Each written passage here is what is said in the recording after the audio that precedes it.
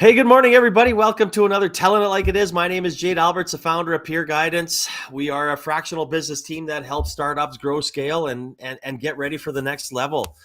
I just want to talk about what's scrolling on the bottom because we're big advocates of mental health and our thriving minds empowering innovators. We've done 5 courses already. The 6th one is coming up on Thursday, February 15th. It's going to be about leading when you're low and when you're not motivated and how that is. So definitely check it out. The link will be in the comments section shortly. But today I am going to have my 3rd U of C Innovate Calgary interview here. I'm excited about it.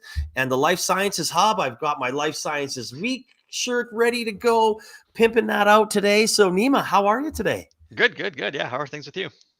Oh man, I can't complain. It's in the plus weather again. Yeah, it's gonna be an exciting week for weather.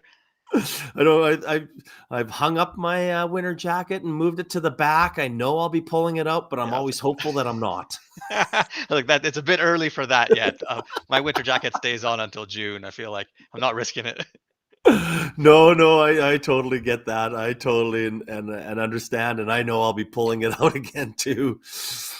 But hey, I wanna talk. As I mentioned, we talked about the Elevate IP. We had Peter on talking about USeed, and now we're going to talk about all the great things that you guys do at the Life Science Innovation Hub. So, I mean, we know you work with students, researchers, entrepreneurs, helping them build life sciences companies. So, why don't you share the founding story and why this was started?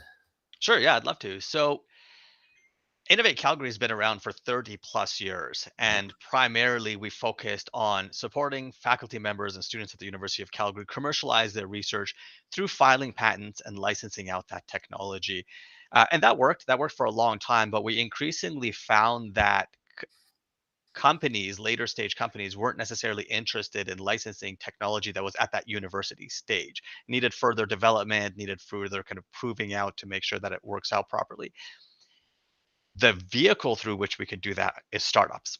Startup has to come in, develop the technology for outside of the university environment, and hopefully make it more attractive, maybe to sell it themselves, but maybe to be acquired down the road. But University of Calgary, outside of some small programs, didn't really have a lot of support in helping startup companies. So what they did in 2019 was purchase the Life Sciences Innovation Hub. So the building used to previously belong to Shell, like the oil and gas company. And so they purchased it from them. Shell donated a part of the building as well to the University of Calgary. And that really sparked the fire that kind of made Innovate Calgary support much more, kind of develop all these programs around supporting the startup companies. So the Life Science Innovation Hub itself is a 130,000 square foot research facility. It has labs, it has offices, meeting rooms. And we thought, okay, what can we do to build an ecosystem for companies? And really life sciences was where we thought the companies needed more support. Prior to that, if you had a life sciences company in Calgary, either you spend a ton of money to build your own labs, which would be very, very challenging because not a lot of them didn't have a lot of money, especially at this early stage, or you go to a different city that has an incubator space that's ready to go, which we also didn't want because we're putting all this investment into building these early stage innovations, and we want them to stay and develop the economy locally. So we built the labs. We have here, level 2 molecular biology labs that companies can lease out, or they can work out of our shared labs. In the shared lab model, everything is taken care of. We have a biosafety level 2 through the Public Health Agency of Canada license, so the companies don't have to spend time getting their own. We have everything is like from waste removal to autoclaving to glassware washing. You literally show up and start pipetting. Very, very affordable rates. And that has really focused all of our efforts recently on building these hubs in these other verticals. So we started off with the Life Sciences Innovation Hub Yeah. in 2019. Now we have the Social Innovation Hub, we have the Energy Transition Center, and we're just about to launch another hub that we'll be announcing sometime in March. Well, I mean, you've got so many things on the go, and I mean, I've been there. We obviously hosted events there, even through Startup TNT. You've been nice enough to give a tour.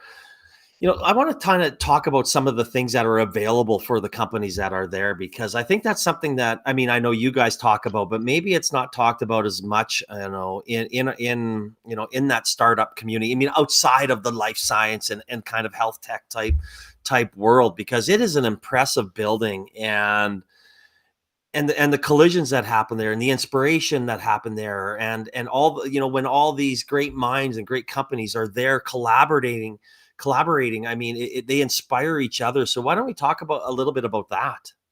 Absolutely. I mean, what we wanted to do when we built the Life Sciences Innovation Hub was build a sense of community around the life sciences companies. Before this, there were a handful of life sciences companies in Calgary, but they were all doing their own thing in different parts of the city. Nobody was talking to each other, and nobody was leveraging each other's networks, their resources, their knowledge to try and grow each other. And I think that's being in Calgary, one of the best parts about Calgary is this huge culture of volunteerism. Everybody is really there to support each other and help bring each other up.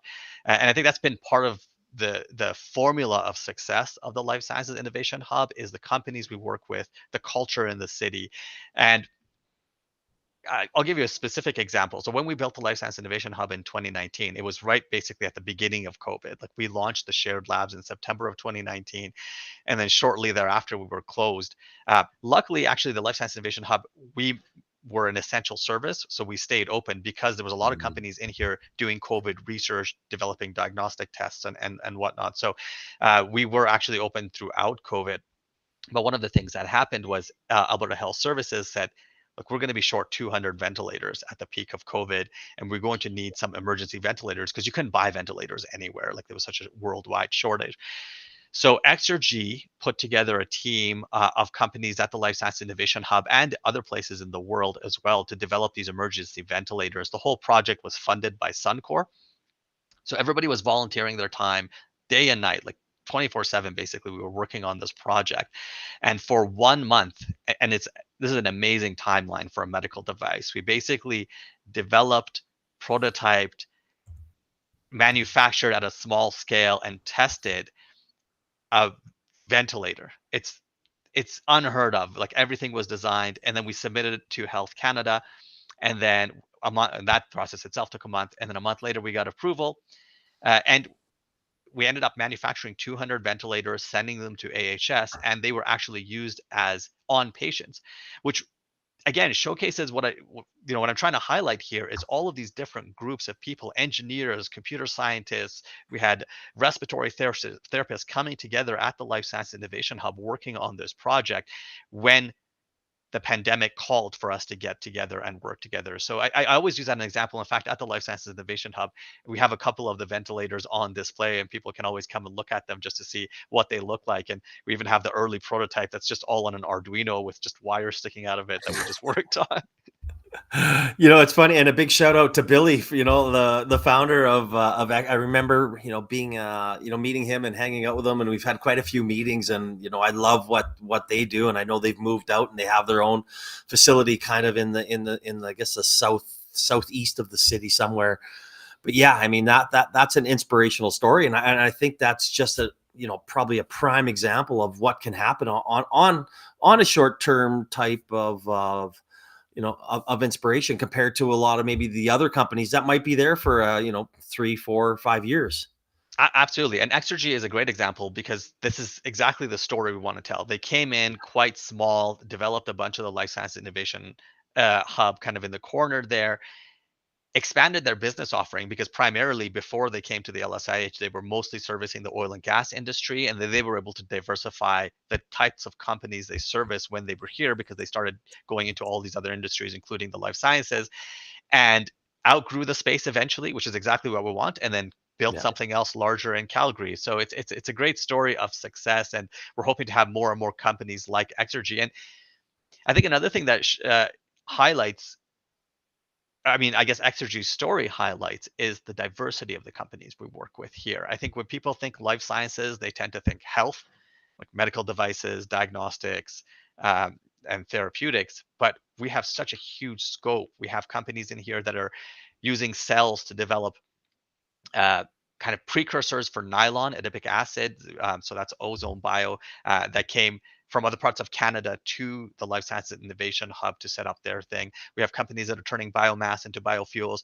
We have companies that are working on ag and vet med applications. And of course, we have all the health sciences as well, but I'm trying to use examples that are not necessarily health. No, and I mean, even companies like AgGene, right? And Logan's company, and Hmm. Hmm. yeah, and I mean, and of course, I've been introduced to a lot of them through Startup TNT, and now I think is this our third life sciences summit coming up here? That's starting right now, and I think so, yeah. obviously we partner, with you guys and API and things like that to make sure that the awareness is not only within the companies, but educating the investors and companies like Halo Health that are there, that are already investing in that, and educating and helping maybe bring capital to these to these companies that are working out of LSIH. So I know that some of the companies this year that applied for, I believe, that are out of LSIH are Pan Access, Xiamed, I think it's Hilda type thing, that again, we get access and we start to learn about all the great things that they're doing there, and eventually put invest in them. That's exactly it. And that's another part of the puzzle that we're trying to address as well. Because within Calgary and within Alberta, there's a decent amount of capital to invest in these early stage opportunities. Our experience has been, and especially 4 years ago when we launched, is very few of these family offices, high net worth individuals are willing to make those investments in life sciences opportunities because there's a lack of understanding. They don't necessarily, like, they know investment, they know all the concepts of basic investment, but there's specific nuances to life sciences investment. Timelines are longer, investments are bigger, risks tend to be quite a bit higher, returns tend to be higher as well as a result. And Yeah. so part of what we did, and we worked in collaboration with Thin Air Labs and Calgary Economic Development and Venn Consulting, is to educate our local network of angels and investors on the specifics of making life sciences investments, not with the intention of making anyone an expert in life sciences investment, but just getting them familiar with the language and the expectation. So when someone says this is therapeutic is in phase 2, they know what that means, they know what the costs are to get to that point, they understand the inflection points. And so we originally actually intended to have a day long conference and have all of these topics and have experts come in and talk about these topics to our local angels. uh, because of COVID, we ended up doing it in a webinar format.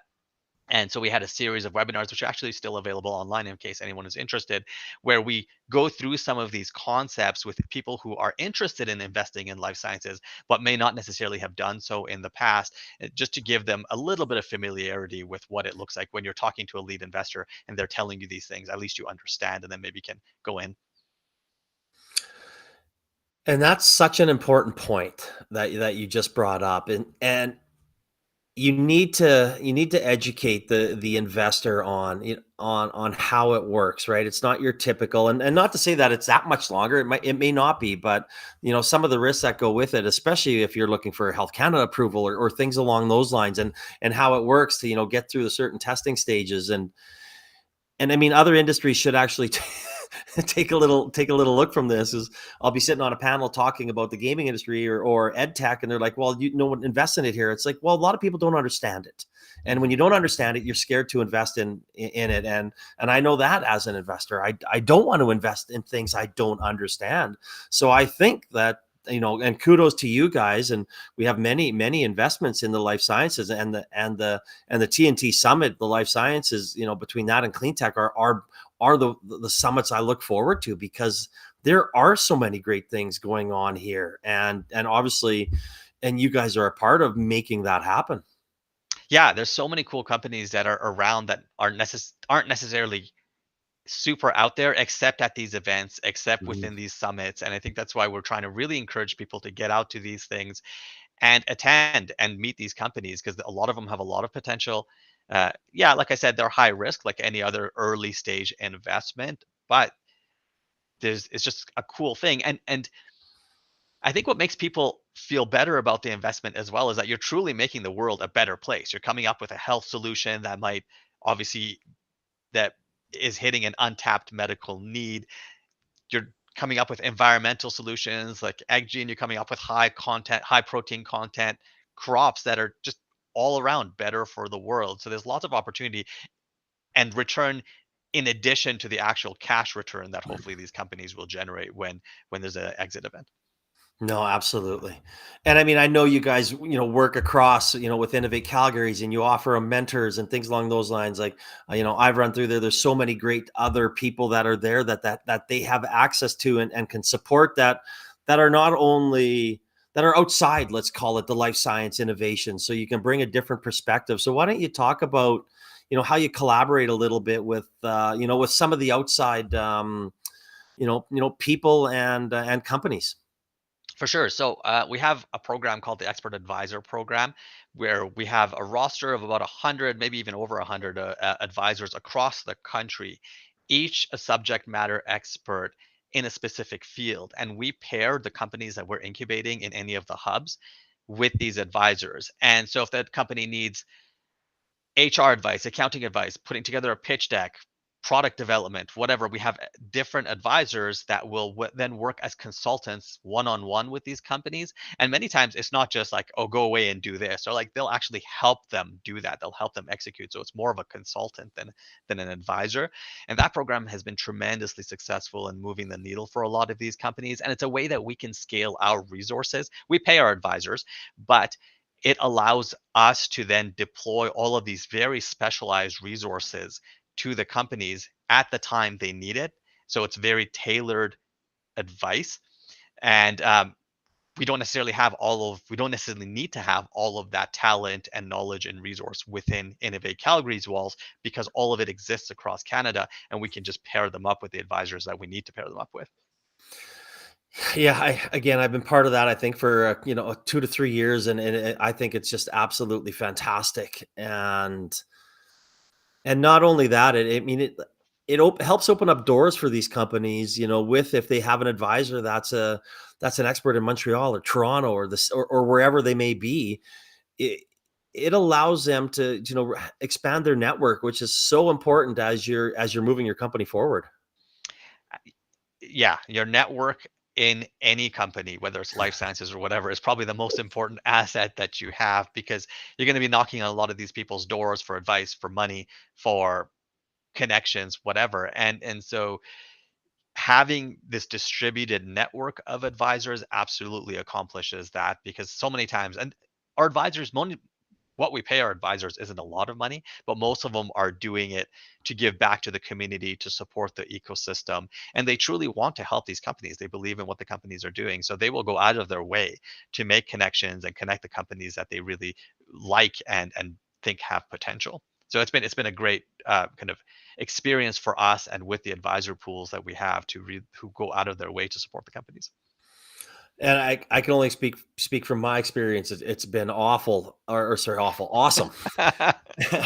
Look, bad brain fart day. Maybe it's too hot in here. I don't know. I better open a window. I was like, oh, this conversation is going somewhere different. Where are we going with this now? Yeah. Oh, that's awesome. But again, I mean, I've never said no, right? As soon as Liam and somebody reaches out, it's just like absolutely, I'm in 100%. Whether you get like you said, you get a little, but you're not in it for the money. You're in it to give back and help and share. And I think that's awesome. And it only makes me feel good, and when I'm learning about some of the great things that these companies are doing. And I think that's the best part of my job, is talking to all of these passionate entrepreneurs who are super excited about the technology and really see the potential. When you have a baby, I think it was Edison, who's like showing a magnet going through a coil of wire deflecting a needle, and they're like, okay, what good is it? And it's like, well, what good is a newborn baby? Like, nobody really knows its full potential. And so a lot of these technologies people are developing, and they're like, okay, we have these applications in mind, but it's a platform that could be adopted to do X, Y, and Z. And a lot of times talking to our experts helps them navigate. Okay, well, initially we were thinking about tapping into this market, but maybe our first market should be this. It's a lot easier to get into, it's a lot bigger. And once we prove that out, then we can go through what we initially thought, because it's just a harder path. And that's the kind of advice that we like to see, and that's the kind of um, excitement that we love to see in the entrepreneurs who are developing a lot of these technologies. No, I agree. And again, it's such a huge resource. So I would want to kind of talk about the the process of getting involved in case a company a company's here, they're maybe newer, maybe they're not aware of the LSIH. How do they reach out? What's the process like? We don't have to talk costs or anything along those lines, but again, somebody might be watching this 3 months down the road and they're like, oh my goodness, I got to find out. So what's the process, Nima? Yeah, so we have typically talk to any of the Life Science Innovation Hub or any of the hub members. I mean, we work closely together with a team. So Jordana runs the Social Innovation Hub, Puneet runs the Energy Transition Center. And so talk to any of us, any Innovate Calgary person that you meet at any event, and there's always one of us at every event, and say, hey, I'm interested. And I understand we have a lot of programs, and it can be hard to navigate which programs would be best for you as you're an entrepreneur and trying to figure out what's going on. Even within the city, within the Calgary Innovation Coalition, there's over 50 organizations that provide services to startup companies, and it can be hard to navigate. But almost any member of the Innovate Calgary team can help you navigate. And if you're interested in getting access to, let's say, if you really want lab space at the Life Science Innovation Hub, you can talk to me. You can talk to Ala, who runs the labs in the Life Science Innovation Hub. It's very simple to access the labs, the shared labs. It's just through a membership model where you just pay a monthly membership fee. There's no commitment beyond 30 days. So we really try and make the services uh, not onerous at all. And so you come in, get a membership, pay your monthly fee, and you're basically ready to go. Obviously, you have to do some training in terms of safety and all that. But most of the people that are coming into these labs have lab experience. So they're really quite simple exercises. We just want to make sure you're not putting anyone in danger. And then you're ready to go. You order your equipment, I mean, we have all the equipment. So you order your reagents. And another value that we bring for our members as well is scientific reagents have a huge markup on them. And because we're part of the University of Calgary, we've been able to negotiate with a lot of the vendors to get close to University of Calgary pricing on these reagents that we pass off to our startup companies. So average probably 60% off list price on a lot of these things. And that those discounts go to the companies to help again extend their runway, try and de-risk them as much as we can. And for companies that are ordering a lot of reagents, they often save more in the discounts we provide than they pay in membership fees to use the facilities. So Wow. it's a huge value for them. Well, that, yeah, we all know how important saving money is, especially Especially at for that startups. startup stage. Yeah, exactly. Everyone's starving. Yeah, exactly. And for anybody that is listening, just go to the comment section, click on the website in there. It'll take you directly there. You can learn more about it. Reach out who you need to. It's a very easy, life science innovation hubs. Very easy to navigate. So what? So it doesn't matter what sector you're in. Like when it comes to life science, is there anything that that you would say? I don't want to say no to, but I mean, I'm sure there are people that may not be able to use your space, or you don't have that type of things. You have it. If that's the case, is there some place that you can send them to say, hey, you know what, we know this people or that people, or maybe it's Exergy or something along those lines? Yeah, so we try and focus our efforts on the verticals of the hubs that we run, but our hubs all have quite a broad look. And so we can squint at many companies that are kind of tangentially related to life sciences and as long as they're using life sciences approaches or feedstocks or something, then we can say they're life sciences. Um, what we do is for companies that are we can't help at all, we try and create a pool of okay, like for example, there's a lot of energy companies in the city that need lab space. Lab space is Yeah, a huge premium. So one of the things we're thinking about is how can we support these energy companies with their lab space needs, and who knows, maybe down the road we might have an energy hub that has lab space for these clean tech companies and companies that are yeah, doing some energy research. But by and large, we try and support as many companies as we can. But there's other organizations. So something we definitively said no to at the beginning was because there was so many unknowns at COVID. We said we won't allow any COVID testing in the mm, building. And there was a lot of fly by night COVID kind of testing companies that just came out. I was like, easy buck right there. yeah. And so we just kind of put a hard line on that. No, we won't do it. You can develop COVID testing technologies and do the R&D, but you can't do routine testing here in the building. But there are other facilities. So Ian Lewis is setting up ACAD at the university where they're working specifically on diagnostic. So they have a much more kind of focused approach to the technologies that they support. And they have partnerships with DynaLife and APL where they can get access to patient samples, which is a huge value. So there's that. There's also BioHub X, which has level 2 labs that they can run, that we can send companies to as well. So if it's not necessarily a fit for us because it doesn't align with some of our verticals, we do have other players in the ecosystem that we can refer them to. And I think that goes back to what you said earlier on, and what I say almost on every episode of telling it like it is. The collaboration, across our ecosystem is second to none across the world. hmm Yeah, I love being part of the Calgary ecosystem, and I've seen other ecosystems that struggle with this in many other cities in Canada, and I think that really is what sets Calgary apart from all of these other places. And I've tried to figure out like what is it about Calgarians that they all really want to help and support each other and grow together. But I don't think I've necessarily been able to nail that. It's just a part of the culture. Maybe it's part of the cowboy history that people are always just kind of helping each other out. But whatever it is, it works well. Well, I mean, we call it the Prairie Way, and most of us grew up in rural, right? Mhm. Well, as you say, Saskatchewan or Calgary, Saskatchewan's largest city. So I think it's because we're all from Saskatchewan. I don't know. Maybe, maybe. But I think that's just our nature, right? I mean, and we don't do anything like the please and the thank yous and I'm sorry's. I don't care. I mean, it's just I wouldn't have it any other way. And I know some people complain about it. Oh, you guys take too long, or due diligence is too long, or whatever it is. You know what? That's just the way the cookie crumbles, and that's just the way we operate. Yeah, we can't be perfect, No. but I think the value that we do bring has been instrumental to the success of a lot of the companies. And just for example, like when we started the LSIH in 2019, like the life sciences industry in the city was tiny. Like it was almost nothing to speak of. Yeah. Now we have so much activity here. We're starting to attract VCs from all over the world, all over Canada to come because they see this as an opportunity. We're kind of at we were probably in the basement floors. Now we're at the ground floor, and we're just about to take off, and everybody's seeing the opportunity and coming in and saying, hey, I want to be a part of this. I want to be part of the energy. I want to be part of the opportunities that exist within the city and the startup companies that we have here.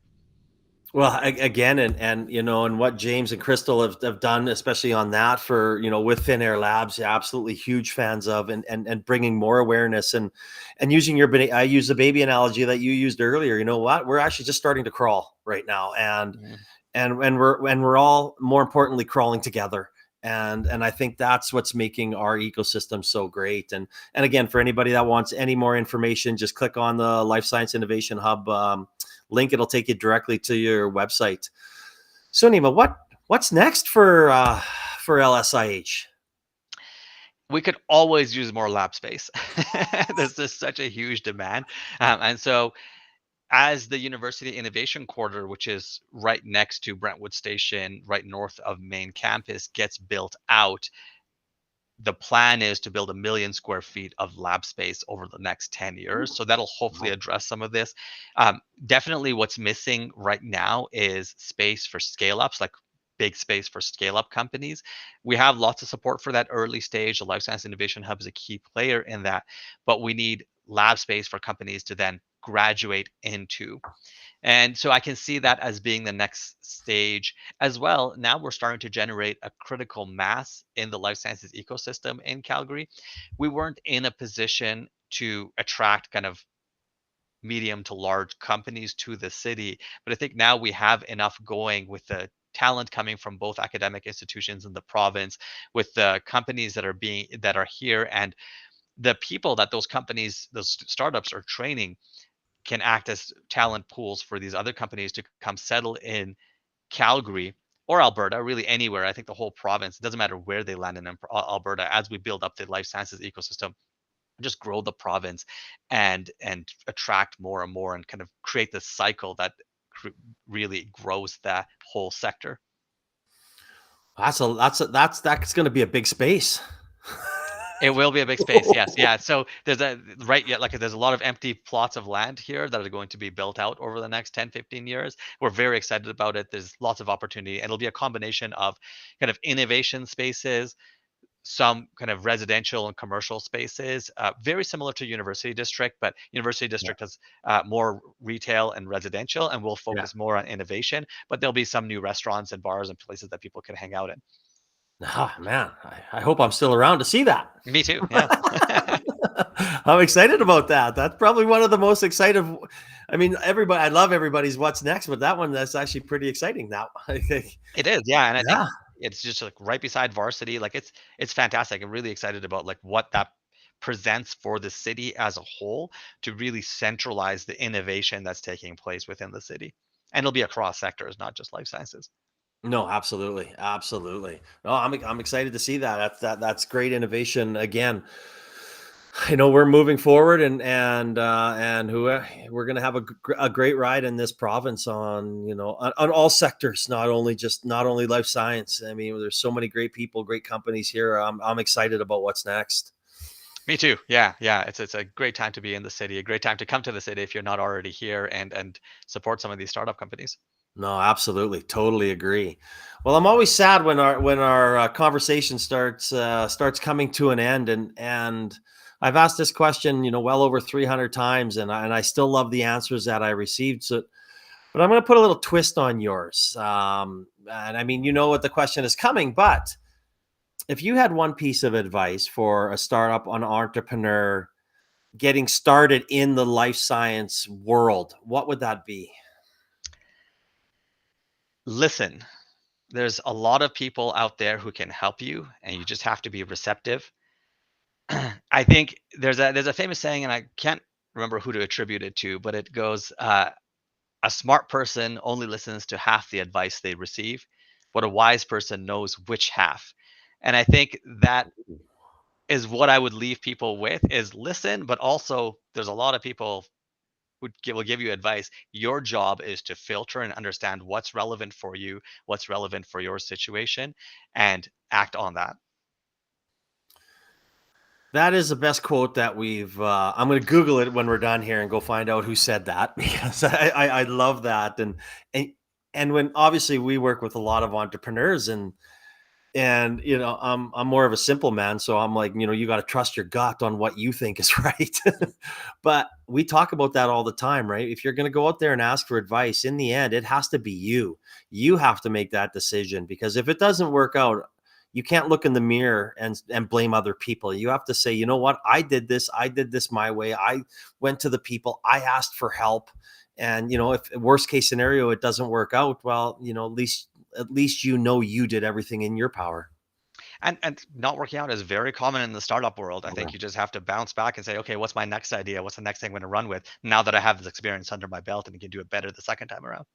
No, absolutely. Couldn't agree more. And Nima, thank you for coming on and sharing the Life Science Innovation Hub story. I'm obviously a huge fan of you, your team, and everything that goes on there. And again, anybody wants any more information, just click on the link in the comment section.